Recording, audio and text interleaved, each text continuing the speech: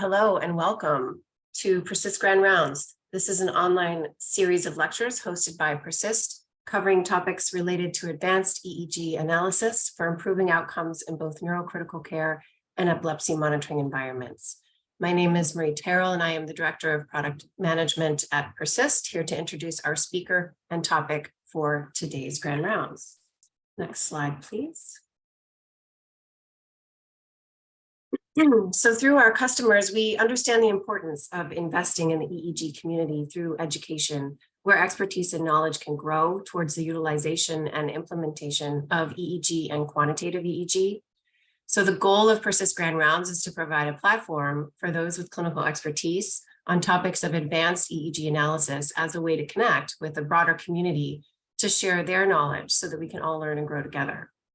Each online lecture features an experienced epileptologist or neurophysiologist presenting on a topic of their choice as it relates to EEG monitoring and analysis. And you can visit our website to keep up to date and to check for any changes in the schedule. Next slide, please. So the opinions and viewpoints of each speaker are solely their own and do not represent Persyst or any other commercial entity or commercial interest. Speakers are not required to include Persyst, its software, products, or services. The content presented was not prepared or edited by Persyst. Persyst is not providing any form of compensation. And next slide. Okay, this is why you are all here. There will be time for questions afterwards, but one thing that's actually going to be different about this talk is that it will be interactive. And this is the preference of Dr. Goldenholz. So actually, if you type a question in the QA, I'll be watching it, and we will actually have the privilege of interrupting Dr. Goldenholz so that he can answer the question live. So that'll make things interesting. You can also raise your hand in the participant list, and I can allow you to speak if you would rather speak your question. So that's an option for you as well. So please know that. And of course, if we're flooded with many questions, then I'll do my best to moderate, but that will be a fun aspect of today's webinar. So, all right, and now I introduce to you I now introduce to you Dr. Daniel Goldenholz, Assistant Professor of Neurology at Harvard's Beth Israel Deaconess Medical Center. Dr. Goldenholz today is going to speak on what do those color plots mean, understanding quantitative EEG plots. And the learning objectives today are to understand what each of the main quantitative EEG, qEEG plots from Persyst display, understand the basics of how the qEEG plots are generated, and understand the basic limitations of each qEEG plot. Dr. Goldenholz is an assistant professor of neurology at Harvard's Beth Israel Deaconess Medical Center. His background is in electrical and computer engineering, biomedical engineering, neuroradiology, biostatistics, data science, machine learning, and epileptology. His research focuses on ways to do this, such as seizure forecasting, among other fun things. So I present to you Dr. Daniel Goldenholz. Thank you very much. As was said, my name is Daniel Goldenholz. Thank you for joining us today, and thanks to Persyst for allowing me to speak to you. So we're going to talk about these color plots. What are they? In the upper right corner here, I've got a completely fake picture made by an AI of a penguin reading the newspaper, and this is just a cute way for me to say, my goodness, the computers are helping us do all sorts of strange things now. So here we go. All right, so here are my disclosures. I have some disclosures that are not relevant to any of this, so don't worry about it. All right. Today's talk is about this. Oh, and I should just go back for 1 second. As was said, please interrupt me if I say something confusing or if you have a follow-up question on something that I say. I'm trying to make something complicated less complicated. So if I make it more complicated or more confusing, feel free to interrupt, and Marie will let us know, and I can answer as we go.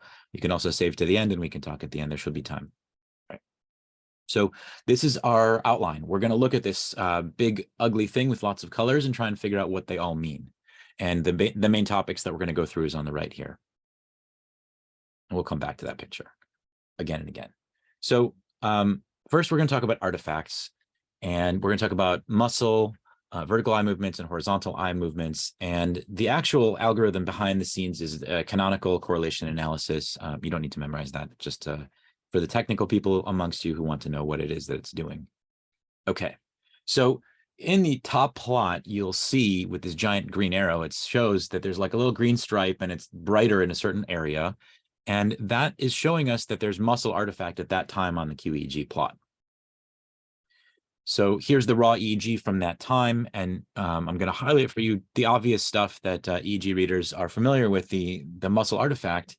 And because there's a lot of muscle artifact on multiple channels, the green artifact identifier is getting brighter in that region of the EEG. So no surprises here, but it's quite helpful for us to know, oh, that's where there's more muscle. Oh, that's where there's less. Moving to the next part of that same plot, there's some blue. It's not a lot in this picture, but there's a little bit of blue here in this stripe, and it's kind of comes and then it disappears pretty quick. And that's for vertical eye movements. Persyst is smart enough to figure out when there is a pattern that looks like a vertical eye movement. And those are highlighted right here. Again, this is a pattern that we teach our residents right away to identify with their brains, but Persyst knows how to do it too. And again, if somebody's making vertical eye movements, either they're blinking or they're in the middle of sort of looking up and down in the middle of their dreams or something. So it does have some sort of implication for what state of awareness a person might be in. And then you have horizontal eye movements with the same commentary that if you know when people are having horizontal eye movements, that might be an awake person, it might be a dreaming person. And these red little faint stripes are also in that first plot. And I'll just show you another example of that. Here's some horizontal eye movements. Okay. So that first set of plots is just these three things. Again, it just kind of orients you to what's going on in the background of the EEG. It's not even telling you about the brain. It's just telling you about the other artifacts that are on the page that will distract the novice, but will need to be looked right through by the expert. Okay. The next set of plots are related to seizures. And so I'm going to talk to you about that. There's two parts. There's the seizure probability and the seizure detection. The seizure probability is more like a weather report. Oh, there's a 40% chance of rain. This is giving you a chance between 0 and 1 that what Persyst is looking at is a seizure. And when it goes all the way to the top of its plot, that's 100% chance, and 0 is 0% chance. And a detection is either yes or no. So it's either all the way up or all the way down. And that's, do you need an umbrella right now? Yes or no? So it's just a yes or no kind of a thing. The 14th version of Persyst uses deep learning, which is based on an artificial neural network. So for example, here's some raw EEG. It goes through this very complex system that is based very loosely on how brains work and is able to approximate nonlinear functions in order to come up with a prediction of an output. In this case, the prediction, the probability of a seizure being present in this squiggles. When they studied it, they took 3 human experts who are neurophysiologists certified, and they had 120 EEGs with 411 seizures, and they reported a sensitivity of 78% and false alarms of 1 per day. Obviously, that means that Persyst will miss some seizures, and it also means that it will tell you things that are not seizures really are seizures. So we need to keep these two numbers in mind as we decide how much trust we can put into these detections. But it does indicate that Persyst is on the right track towards detecting the things we want and towards not detecting the things we don't want. If the probability is greater than some cutoff, then we say that if it's not greater than that cutoff, we say, no, that's not a seizure. And if it is, then we say, yeah, that's a seizure. And if you want increased sensitivity, well, you can do that. You can have it be more sensitive to seizures. The downside, of course, being that you're going to have more false alarms per day. And in the study, they plotted this, and they found that it just gets very bad in terms of number of false positives if you keep on cranking it higher and higher for sensitivity. So there's a trade-off there, and this is always true in almost any kind of detection system. But you can customize this in P14. And here's an example where it works really well. There's a seizure in the quantitative EEG detection. And here's the EEG showing you, yeah, it's a pretty bad looking seizure. And it was a generalized tonic-clonic seizure. P14 seizure probability was 76%. So it thought that there's a good chance this is a seizure, and they were right. That's good. Well, sometimes it doesn't work. Here's an example where Persyst thought that there's a seizure, and the background doesn't look so bad in the rest of the quantitative EEG. And sure enough, neither does the EEG look terribly bad. And indeed, this was not a seizure. And it said that there's a 78% chance this was a seizure. So be aware that those probabilities don't mean the same thing as what a neurophysiologist might say. It means what the AI thinks it is, and the AI is sometimes right and sometimes wrong. Dr. Goldenholz, I'm Yes, ma'am. going to interrupt you. It feels uncomfortable, but you said that it was okay. It is totally okay. Great. We have a question. Vinod Patel, and forgive me, I probably didn't say your name correctly, asks, it seems the seizure probability occurs at the same time point as a seizure detection. Does this mean the probability evaluates the detection event? Yes. Great. So in other words, this is not a seizure forecast at all. This is not like chance of seizure tomorrow or chance of seizure in 5 minutes. This is a chance that the squiggles I'm looking at right now are seizure, which is obviously not the same thing as seizure forecasting. So that's correct. Thank you. Okay. So as I was saying, you can change the threshold if you want. There's this little pop-up box that you can get in Persyst, and it will change the threshold probability for detecting a seizure and also how long it has to last in order to be considered a possible seizure. And they have the default settings, and you can mess around with them however you want, with the caveat that if you mess around with it, you may end up getting more false alarms than you wanted. Right. And we actually have one person who is raising their hand. So Peter Kaplan, I'm going to allow you to talk. Peter, do you have a question? Yeah. So the question is, when you say at the time the marker says a seizure, is it starting at that point onwards for 10 seconds that it's deciding, or is it the 10 seconds leading up to it? Or does it indeed have to be at least 10 seconds to be called a seizure? That is a fantastic question. Persyst does not describe in great detail the secrets of their secret sauce. So I can't answer that question in detail. All I can tell you is that the period of time that is being evaluated by the system is detected as, I think this is a seizure.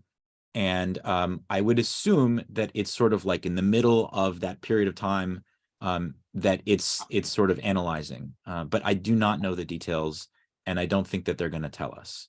But you're welcome to email them and ask. Yeah, we actually have Dr. Mark Scheuer here on the call as well. So Mark, would you like to say something about Persyst? So the detections are based on the combination of the threshold you set, the probability, and the duration.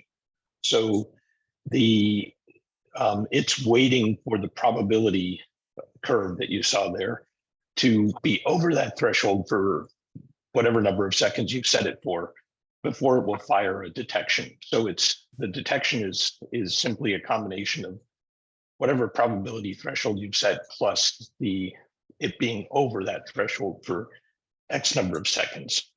So in other words, if the threshold is 14 seconds, it is once it is hit 14 seconds of that phenomenon that it will then trigger and give you a little arrow. Right. Okay. Right. But beware, so you set it at a probability of. Sorry, go ahead. Go ahead. Yeah, I was just going to say, beware. It's 14 seconds if the whole time the thing thinks it's a seizure, and that's not the same thing as whether you or I think it's a seizure. That's correct. Right. Okay, so we'll keep rolling until the next question pops up. So we did this, and like I said, you can change the thresholds. Okay, so we talked about these parts of the plots. We're going to jump over to the spike detector, which is a related but on a different system. So there's been a study several years ago now that basically says there are different components to an epileptiform discharge, and you might even sort of break it down into parts and give names to it and so forth, and make some specific criteria to these things. Now, this was not explicitly listed as being used in the Persyst system, but even if this particular naming convention was not used, the basic idea that there are components, morphological components to a spike and wave complex or epileptiform discharge that are being evaluated by the system is the general concept. And again, they're not telling us their secret sauce. That what they do tell us is that they have some sort of what we call a shallow neural network, where there's an input and a hidden layer and an output. And they have 40 of them, and then they make an ensemble, which means they look at what do the group of them think about something in order to identify one feature. And they have 20 different feature rules that they're asking. They didn't tell us what those rules are, but they relate to a picture like this down below. And then after all of those things happen, then magically it comes using their secret sauce out a probability between 0 and 1. The thing that Persyst is looking at is a spike, yes or no. And again, this is mentioned in this paper here. So what they did here was, using 3 experienced EEG techs, they compared what Persyst found compared to what the techs found. And as before, with higher sensitivity comes higher false positive rate. And as you can see, the sensitivity is not amazing. And the false positive rate is also not amazing. And the paper came out at the time of P13, but P14 is using the same spike detector for now. So we need to be aware that the accuracy of this system is not fantastic yet. There is another question on the number of channels needed for this feature. Is there a minimum number of channels needed for this feature? I can't answer that question because I don't know the secret sauce. Yeah, I don't know off the top of my head either. I will ping my audience and come back. I think the easiest thing to do would be to, set up an EEG with one channel and turn it on and see if it works. I don't know. But we don't typically use one channel, so that would be a hard thing for me to answer. Oh, sorry. Dr. Scheuer is going to. Oops. Go ahead. Let's see. Let me find him from the list. His hand was raised for just a moment. This certainly makes things interesting, doesn't it? There are 130 people on the call right now, so it's there we go. Yep. I found him. Okay, Dr. Scheuer, you're back on. So these data are using all of the channels in a typical 1020 application. The spike detector will function with a smaller number down to maybe half of that number, but the sensitivity and the specificity will suffer as you go down in the number of channels. So typically we'd recommend using a full 1020 montage, but you will get results. They're just not going to be as good if you use say a double distance montage with half the channels that you'd normally use in a 1020. All right. And you can also expand this up to more electrodes with a 1010, and it'll use up to 1010 type of electrodes, but won't go beyond there. If you've got a dense array, it won't include all of those. Cool, thank you. Okay, so since we have a spike detector, then we can annotate things like the number of spike detections from all foci per second, and so you can get a plot like this black one, and then below, if you have more than three or more spikes in 10 seconds, then you can annotate, are they left, right, are they generalized, and so on. And so now we have some vague idea of what all this thing is doing. All right, now we're going to move on to the really hard stuff, the spectrograms. So the spectrograms come in 3 flavors. There's the rhythmicity spectrogram, the FFT spectrogram, and the asymmetry spectrogram, and we're going to try to understand each one. So inexperienced readers think that EEG is black and white, but they are wrong. There are many colors in there, and you just need to learn how to see them. So if you took any old squiggle of EEG recording and put it through some sort of magical prism that can break that one color into multiple colors, then you would get all these different colors, and each color represents a different sine wave frequency, the number of times it wiggles up and down per second. And so here, if I took white light and broke it up into multiple colors, then there is very slow red and there's fast blue and purple. And the same thing is true in EEG as well. The colors are an analogy, but the idea is actually true, that you can convert any old EEG signal into a bunch of sine waves of different frequencies. So the math idea comes from Fourier analysis, and we basically say any measured EEG signal has a unique group of sine waves with a unique amplitude that add up to the original signal. So as a very, very simple example, I have 4 sine waves in the lower plot here, and I've added them together, and I have the upper plot, which is almost like a square. And I just happen to choose a square, but you can choose any kind of squiggle, and you can find the correct sine waves that add up to make that thing. In a visual way, I'm saying the same thing here. The green thing, with my mouse, I'm going to point to. This green thing over here is our any old signal.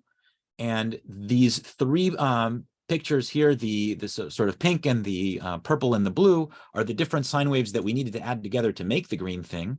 And if we knew how big these guys were, and also how many times they wiggle per second, then we can plot them as a function of number of times per second wiggling, or frequency, on the x-axis, and on the y-axis, how much amplitude they have. So these 3 bars is another way to describe these 3 sine waves. And so actually, since these 3 sine waves add up to this green thing, these 3 bars actually fully describe this green thing as well. So a frequency description of a time signal is equivalent. Okay. So let's say that I have this particular squiggle, and let's imagine some sort of an amplitude scale where very dark colors are low amplitude and very bright colors or hot colors are high. And then I'll put frequency on some sort of a vertical axis where low frequency is the bottom and the high frequencies are on the top. Then I could imagine 3 different colors, sort of not very much power in the low frequency, a medium amount of power in the medium frequency, and a lot of power in the high frequency. And that would make my blue thing. So these 3 colors on this bar describes that thing. I just did that. And then what if I did, again, a different one? How about this squiggle? So now I need a lot of low frequency, because as you can see, this thing wiggles slowly, and then a medium amount of faster wiggles, and not too much very, very fast wiggles. And if you add these 3 colors together, then you make this squiggle. So in fact, this represents this fully. So now you could imagine doing this again and again and again and again over time, and that would make our FFT spectrogram. And that's actually all that's happening inside here. So here's frequency and here's time, and the color represents the power of those sine waves. Now we're switching gears over to this other plot, and this plot is rhythmicity spectrogram. Yeah. Brain fart. This is a rhythmicity.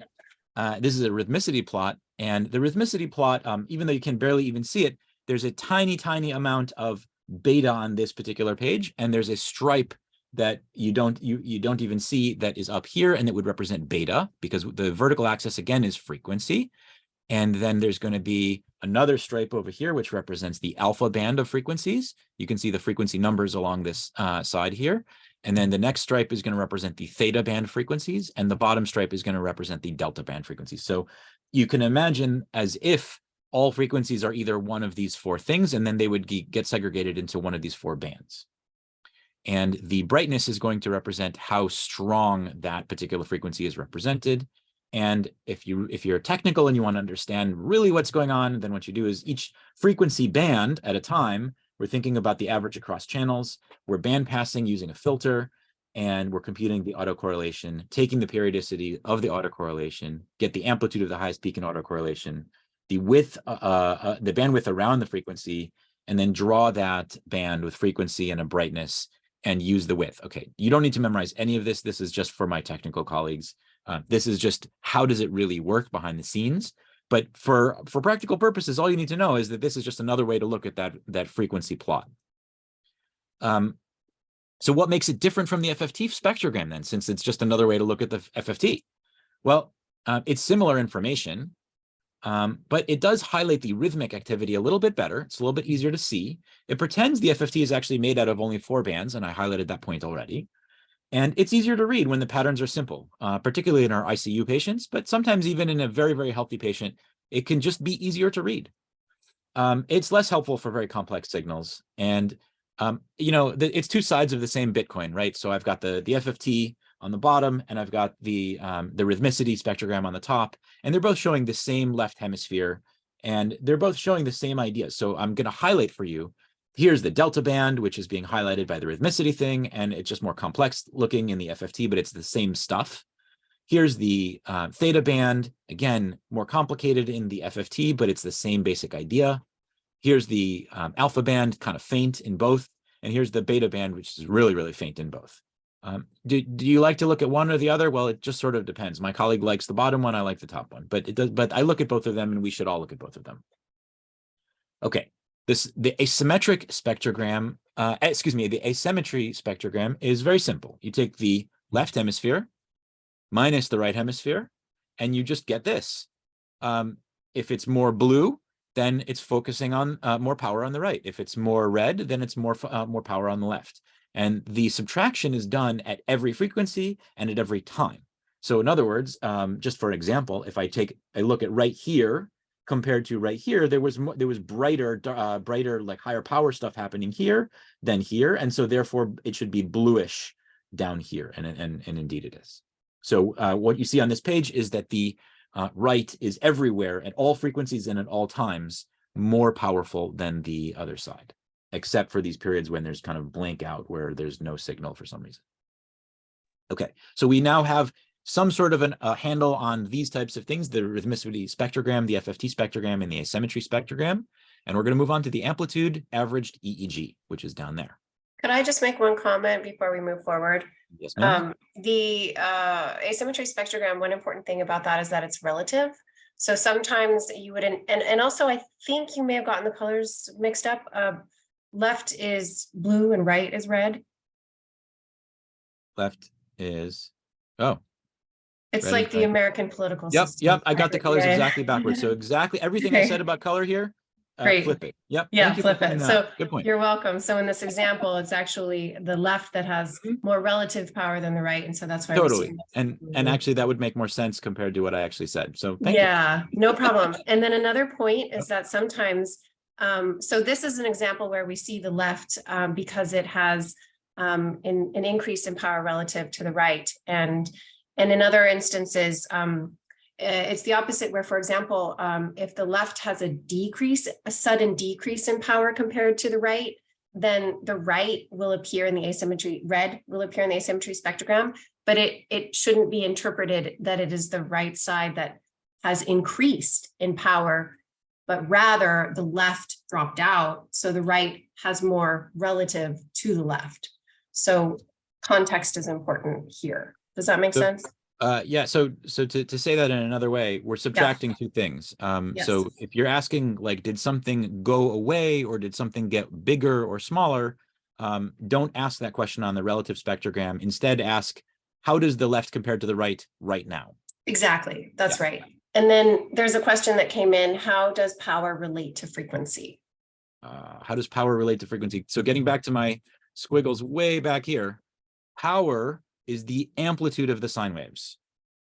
Okay, so if the sine wave, this particular sine wave is gigantic, so it has a lot of power, and this particular sine wave has a small amplitude, so it's got small power. Power is amplitude squared, in case you wanted to know. But so that's basically it. The height of these guys or the brightness on those plots is just how big the sine waves are. So if this thing wiggles very slowly, then there will be a lot of power. And when we look at these plots over here, then power means that we have a lot of big wiggling sine waves in this particular frequency band. So the answer to your question, how does power relate to frequency? It doesn't at all. Power can happen in any frequency, but the power at a particular frequency is an important question. Thank you. Okay. And away we go. So amplitude average EEG. Let's say that this was my original EEG, the blue thing.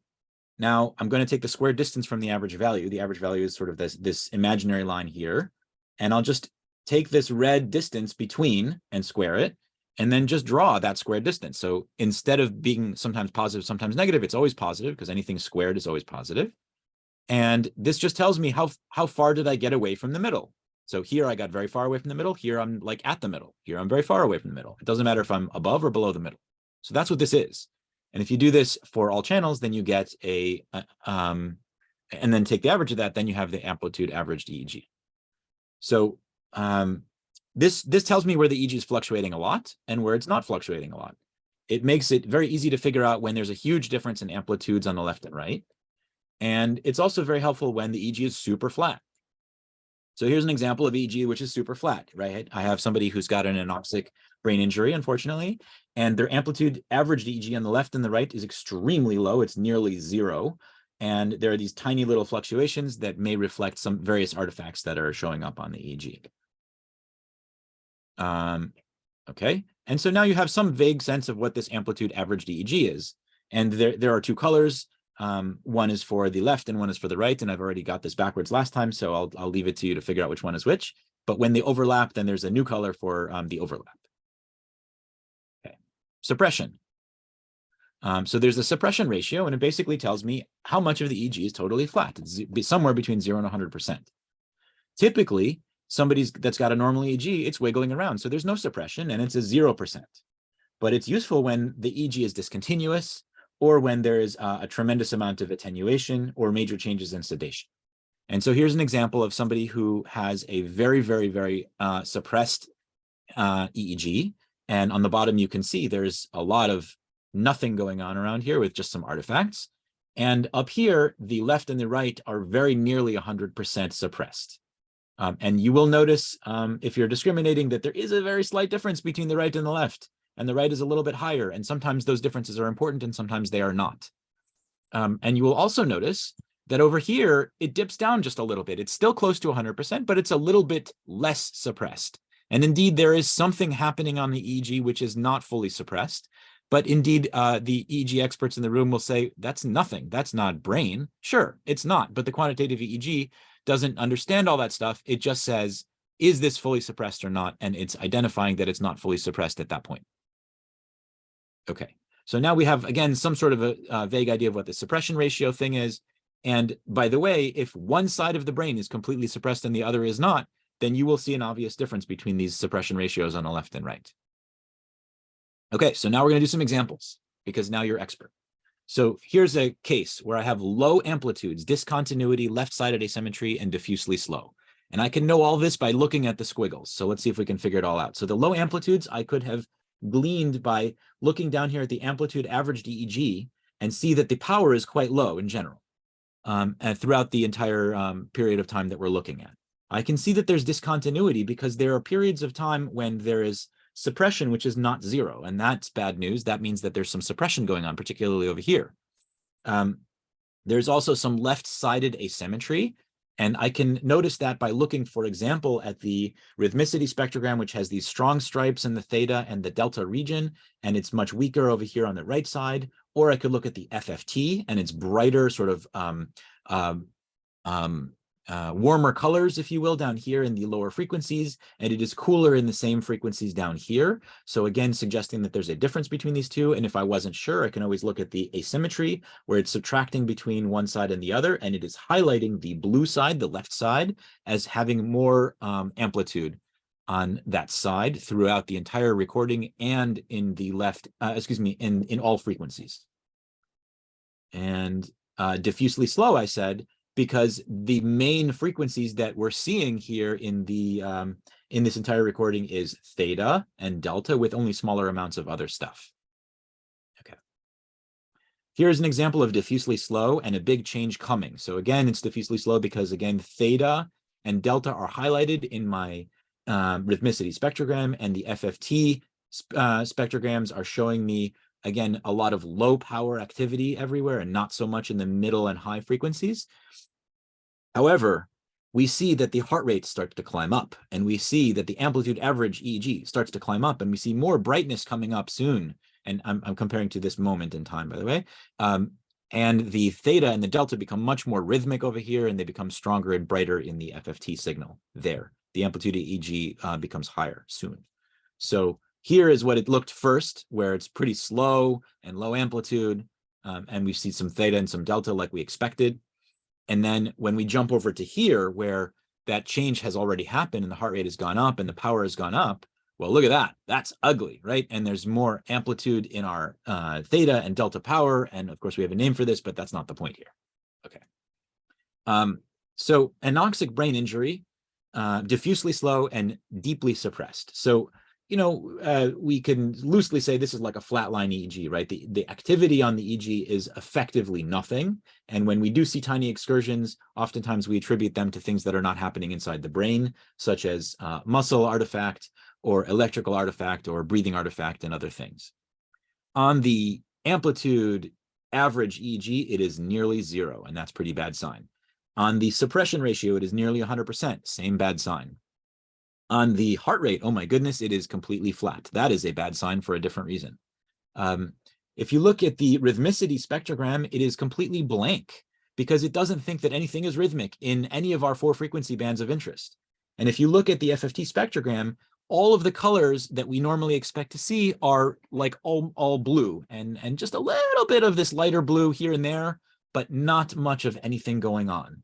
And when you see a pattern like this, then you can say, you know what, this is really bad. And this probably is diffusely slow and deeply suppressed, possibly related to an anoxic brain injury, but context is important, of course. Okay. How about LPDs on the left? Well, we know we don't have seizure right now at this moment. We know that the spike detector is going a little bit bonkers over here. There's a lot of spikes that it's noticing.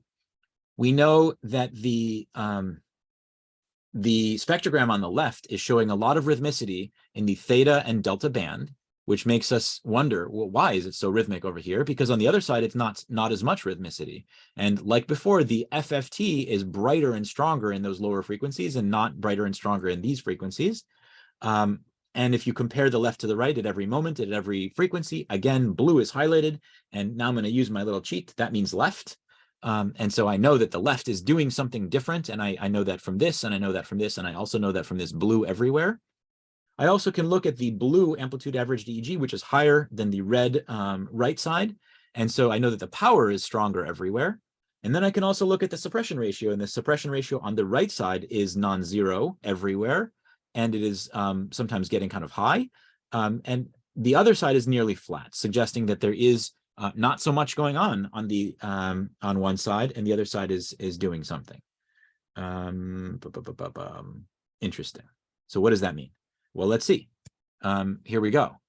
So the EEG is doing something, and then there's this very big very big LPDs on the left that are hopefully obvious to the experts in the room. Okay. Now we've got GPDs. And the Persyst is only telling me that there's delta rhythmicity. So I'm going to look over here on my kind of squished view, and the rhythmicity spectrogram is showing me a deep blue down here on the bottom, and again, deep blue on the bottom over here. And I've got this stripe, which is not at 0, but it's a little bit higher than 0, and a stripe again over here that's not 0. And the amplitude EEG is not 0, and the suppression ratio is super low. And sure enough, there is something happening at some sort of a periodic way, and it's kind of sharp and ugly looking, and it's pretty blunted. So this is not my favorite GPD, but so be it. Okay.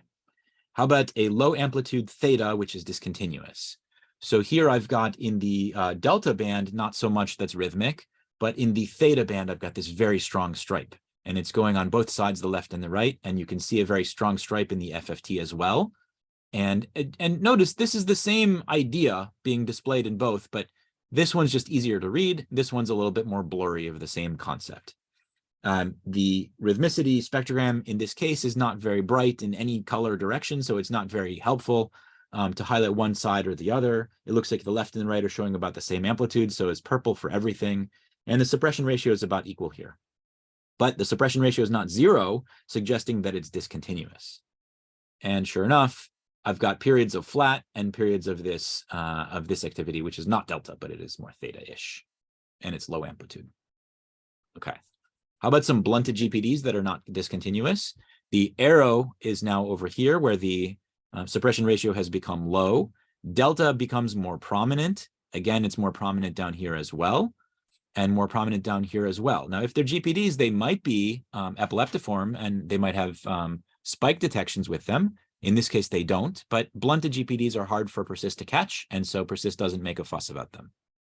And sure enough, again, I have some sort of a generalized periodic thing that's happening over and over again that's kind of sharp but pretty blunted, and it has a lot of delta associated with it.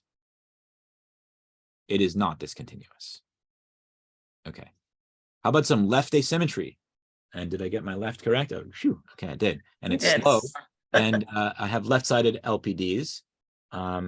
So again, going through the same series of questions, there is this time some spike detections over here. So that clues me in that Persyst thinks that there are spikes involved in this period of time, that are a lot of them.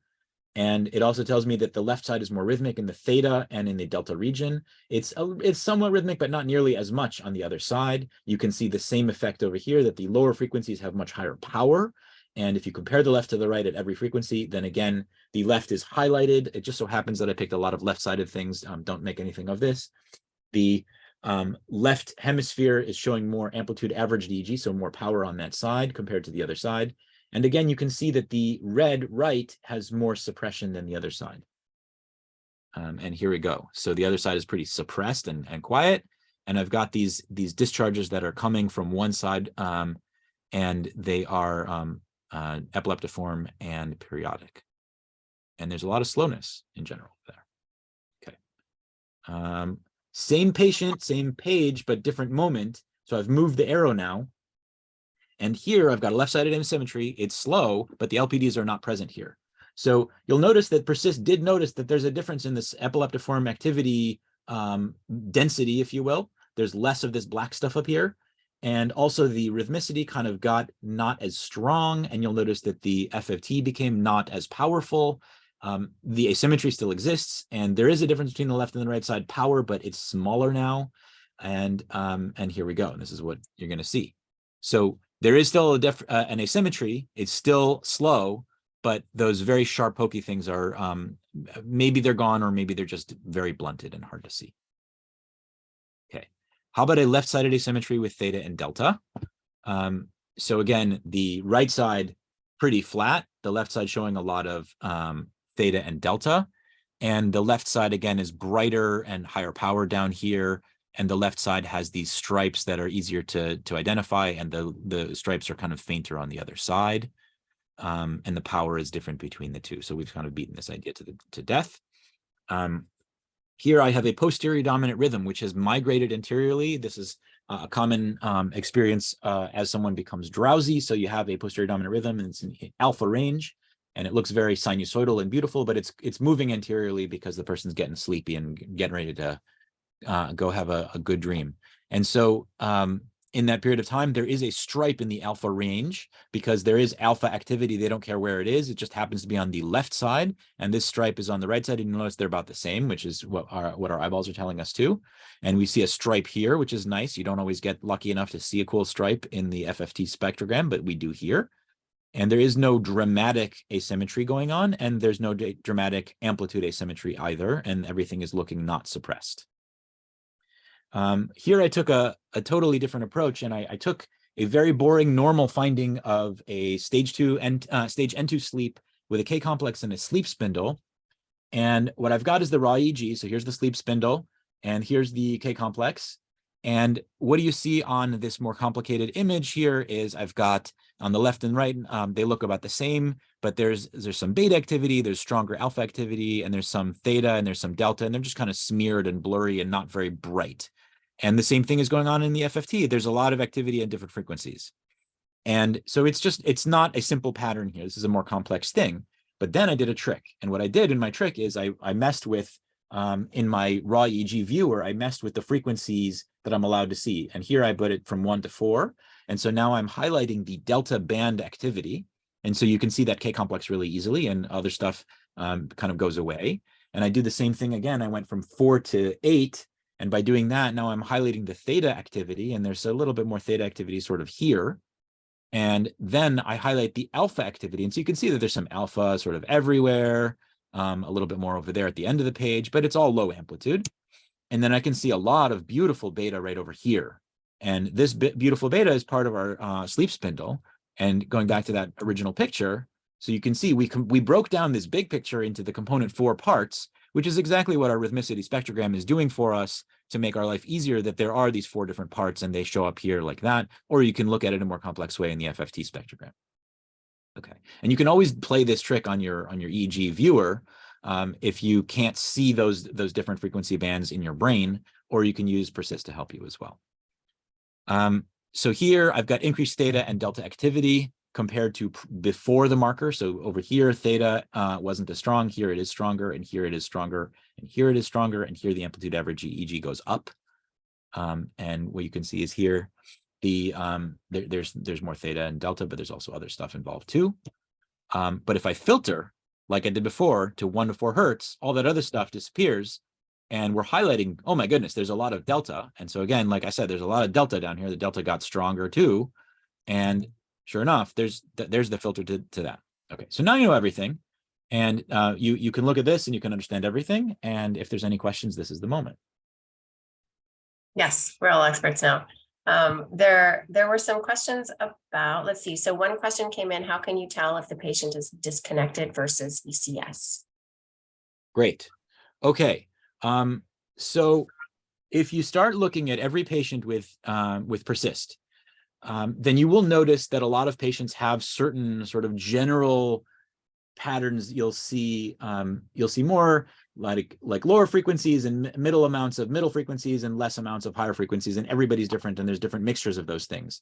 But when you see almost no activity down there in the low frequencies, then right away you should be asking yourself, what the heck is that? Or if you see all frequencies light up as bright as can be, then you should also be asking yourself, what the heck is that? And there are some patterns that come up very frequently when the EEG is completely unplugged and the electrodes start saturating and looking crazy. That is a very, very unique pattern that you wouldn't see in a healthy person ever, and you would very rarely see in even seizure patterns. And so you begin to just watch for those patterns. Excuse me, and you can tell that something is completely messed up, and it's usually that the patient is unplugged. There is no Persyst flag for patient is unplugged, but electroclinical silence, on the other hand, is very different. It's not going crazy. Electrodes are not saturating. They're flat, and they have these tiny excursions, maybe when the ventilator moves or when their muscle artifact increases or decreases. And so a patient that is unplugged actually is picking up all kinds of antenna-like activity from the room, and a patient that is electroclinically silent is picking up some artifacts, but a whole lot less because they still have contact to their head. So hopefully that's a clue for you. Thank you. Peter Kaplan has his hand raised again, so allow Peter to talk. Hi, Peter, what's your question? Yeah. Hi, so as you pointed out, the frequency band spectral analysis, the colored bands, very much are seen and reflected in the rhythmicity bands. So I have trouble understanding why the term rhythmicity is being used. Is it because it notes a change in frequency of the sinusoidal pattern superimposed on the frequencies? Why is it called rhythmicity? I don't see any rhythm in it. Okay, so I'm going to answer your question in 2 ways. Number one, I didn't name them. Persyst people decided that's what they're going to call it. Number two, it makes sense to my brain to think about it as a rhythmicity, because they're, when things are very rhythmic, then they're brighter on this thing. But like you said, sine waves make these things bright. And so what are we talking about really? Well, if you really want to know, this recipe is actually asking when the patient's EEG looks like itself, at what frequencies is it doing that? So it's actually asking something sort of like the way my brain asks, is this pattern repeating in a way?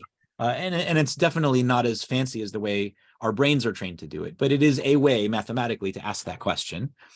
And that being said, if you wanted to call this the banana spectrogram or the pineapple spectrogram, that would be fine too, because it doesn't really matter what we call it. What we're really saying is we're looking for patterns that repeat in certain frequency bands.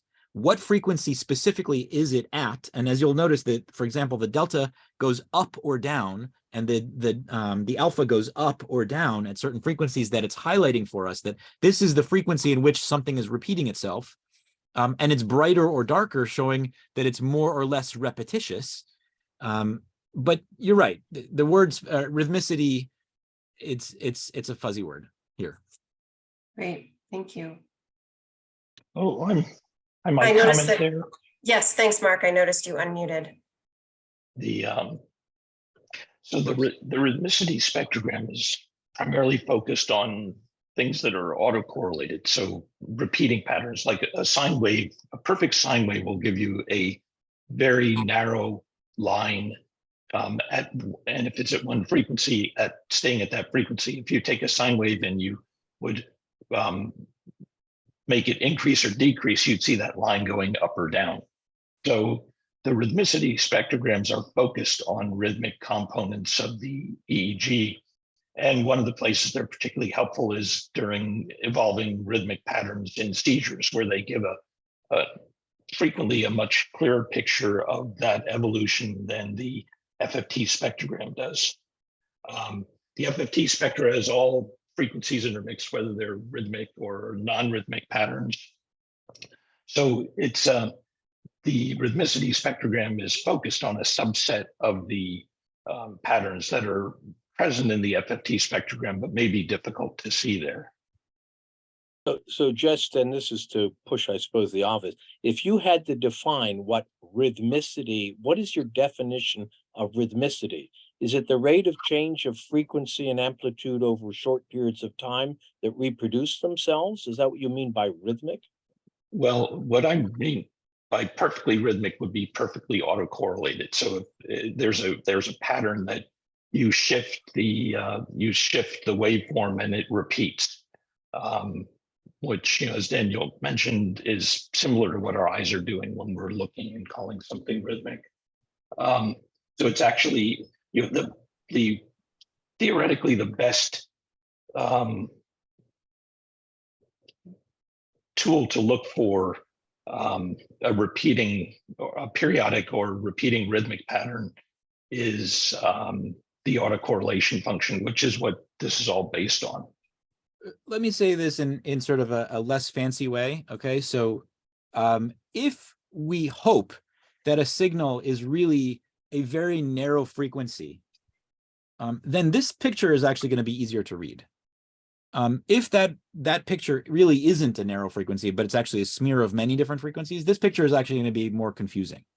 But when something is very narrow, for example, a pure sine wave, or let's say a really beautiful alpha from somebody's posterior dominant rhythm, then it's just going to be easier to figure out what's going on using a picture like this. It turns out that the information presented in the rhythmicity spectrogram and the FFT are complementary. They're not really presenting completely new information, but I like to think of this as a signal to noise ratio thing. Like if you think about looking at a flare MRI versus looking at a T2 MRI, it's easier to read a flare because the stuff that's bad shows up easier. And so here, as was said, some seizure patterns actually are extremely easy to see in a rhythmicity spectrogram. Some of them are impossible to see in a rhythmicity spectrogram, but when we're lucky and there is sort of a narrow frequency band that's moving over time, for example, then that thing can be very easy to understand by looking at a picture like this.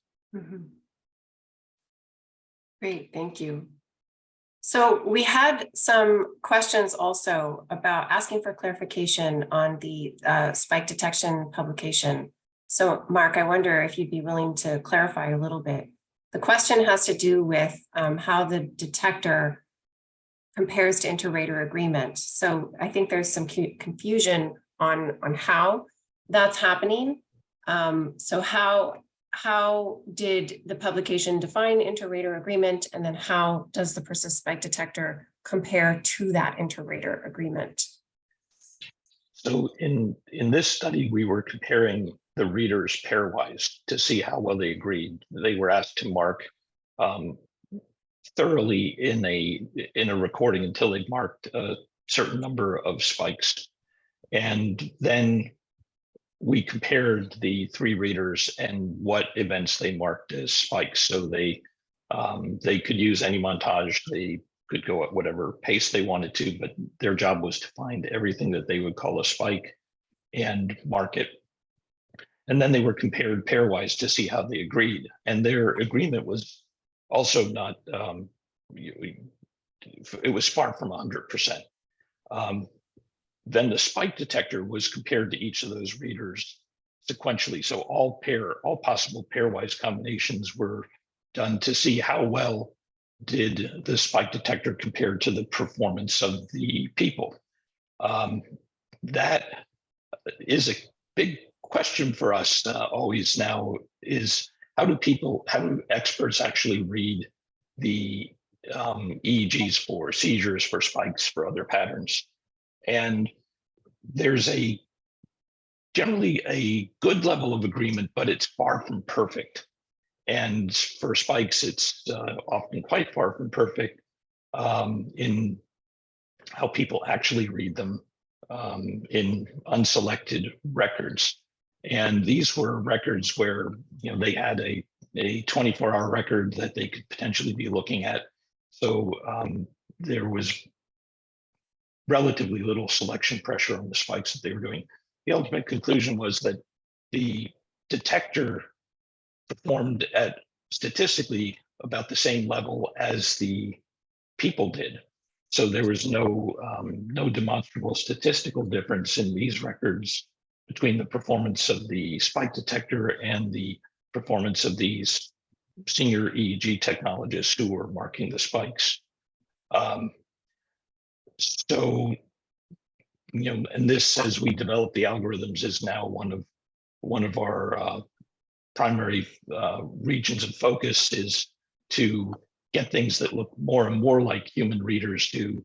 But we do have this problem that the gold standard is not perfect, and we have no other ground truth on which to base a decision as to whether something is or isn't a spike, or isn't a seizure. Even for seizures, there's a substantial territory where people don't agree on whether something is or isn't a seizure. Thanks, Mark. I hope that answers the question. We'll see if another one comes in. Okay. So are there any more questions out there? I think we've gotten to all of them. Great. You're welcome for the clarification on the spike detection. Glad it helped. Okay, I'm not seeing any more questions come in. Dr. Goldenholz, was there anything else that you wanted to talk about? No, I'm good. Thank you. Okay, actually, I have a comment. So throughout your talk, it was a lovely discussion on the trends. So, and we've actually haven't had a webinar like this before. So I appreciate you diving in and explaining it in the way that you did. I think it was helpful. From my perspective, I think that the point is that quantitative EEG can help us see things in the raw EEG that our eye may not see as well, or are difficult to see in the raw EEG.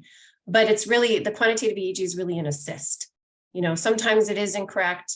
Sometimes it helps us see things that are indeed there. But in and of itself, it will never replace the raw EEG itself. And even in your slides, we look at the quantitative EEG and then we go back to the raw EEG to see what's actually going on. So I wanted to make that comment. And then I also wanted to ask you about your experience in the use of Persyst at your institution, and how long did it take you and your team to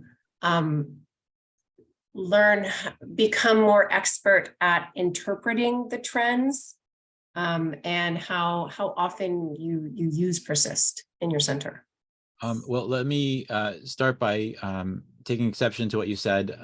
You said that this is good to help us, and it's never going to replace the raw EEG. What we're looking at right now is never going to replace the raw EEG. I 100% agree with that statement. Yeah. I do think that we are going to replace raw EEG once we get more advanced quantitative EEG. I think that the problem that was alluded to in the inter-rater disagreement is such a huge one that we need to become more objective in the way we look at EEG, and there are quantitative ways to do that, and we will get there. And there are very, very promising steps going in that direction right now. So I think that for now, you must not trust the pictures that we're looking at here alone. You must look at the raw EEG, but the day is coming when that will not be true. Getting to your more specific question about Beth Israel, I came to Beth Israel in 2017, having a very minimal exposure to Persyst, and my colleagues were using Persyst with every patient, with every study, many studies per day. And trial by fire, I quickly began to learn from my amazing colleagues who had been doing it for a long time. And I can only say that if you have amazing colleagues who are very smart and that can teach you stuff, then you're very lucky. And I was very lucky. So that's one very awesome thing. Another awesome thing I can say is that I learned from my fellows. We have clinical fellows every year, and they teach me a ton. They have smart teachers, and they teach themselves, and they find things that none of us know. And being a teacher means that you get to learn cool stuff too. So I would say the answer to the question of how do you learn this stuff is by doing it, and by doing a lot of it and working with people that are experienced will help you grow your knowledge quickly. And of course, as always, there's a purposeful kind of learning, and there's a passive kind of learning. The purposeful kind of learning, when you see something and you're not sure about it, and then you update your knowledge and you ask for expert guidance, and you compare your expectation to truth, then you get better much faster. So for example, if I look at the EEG on the qEEG first, before I look at the raw, and I say to myself, oh, I think this is diffuse slowing with left-sided asymmetry, and I think that there's some suppression that's occasional, and I think that it looks like there's excessive beta, and then I look at the raw EEG and confirm or deny those suspicions, then over time I begin to improve my intuitive appreciation of these colorful things, and then I get faster at the interpretation of the whole thing. So I think that it's iterative and it's endless until, again, we get better tools. Right. Thank you for that. I also just want to comment on the amount of positive feedback that we're getting in the Q&A. So a lot of people appreciate the talk and help clarify for them some questions they had about Persyst itself, and quantitative EEG. So thank you. I do think this was helpful. And I wonder, so if you have a few minutes, I also have some question about, so you mentioned that there will come a day when we won't need the raw EEG. This is a very contentious statement to make.